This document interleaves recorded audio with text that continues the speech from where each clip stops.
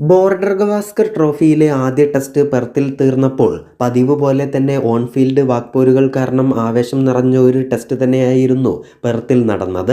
ഇതിൽ എടുത്തു പറയേണ്ട ഒരു പോരാട്ടം മാർണസ് ലംബൂഷൈനുമായി മുഹമ്മദ് സിറാജ് ഏറ്റുമുട്ടിയ നിമിഷങ്ങളായിരുന്നു.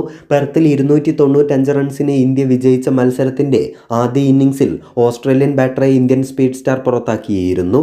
മത്സരത്തിൽ പല നിമിഷങ്ങളിലും ഇരുവരും തമ്മിൽ വാക്പോരാട്ടങ്ങളും നടക്കുകയും ചെയ്തിരുന്നു.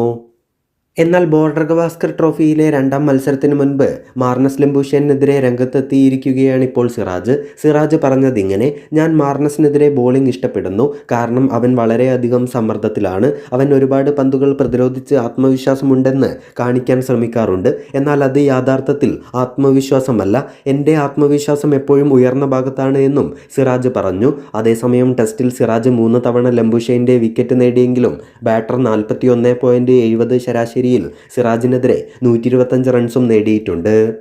മറ്റൊന്ന്, പെർത്തിൽ നടന്ന ആദ്യ ക്രിക്കറ്റ് ടെസ്റ്റ് മത്സരത്തിൽ മുൻ ഇന്ത്യൻ നായകൻ വിരാട് കോഹ്ലിയെ പിടിച്ചുകെട്ടാൻ സാധിക്കാത്ത ഓസ്ട്രേലിയൻ ക്രിക്കറ്റ് ടീമിനെതിരെ വിമർശനവുമായി രംഗത്തെത്തി അലൻ ബോർഡർ.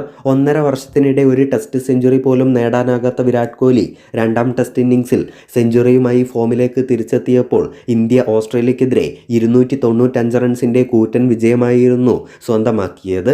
ഒട്ടും പോരാടാത്ത നിങ്ങൾ കോഹ്ലിയെ സെഞ്ചുറി കടക്കാൻ അനുവദിച്ചതിൽ ശരിക്കും ഞാൻ നിരാശനായിരുന്നു, ബോർഡർ പറഞ്ഞു. ക്യാപ്റ്റൻ പാറ്റ് കമ്മിൻസിൻ്റെ തന്ത്രങ്ങൾക്കെതിരെയും മുൻ നായകൻ അലൻ ബോർഡർ രംഗത്ത് വന്നു. കോഹ്ലി ക്രീസിലെത്തിയതിനു പിന്നാലെ ഫീൽഡ് ഒരുക്കിയ കമ്മിൻസിൻ്റെ തീരുമാനത്തെയും അലൻ ബോർഡർ വിമർശിച്ചു.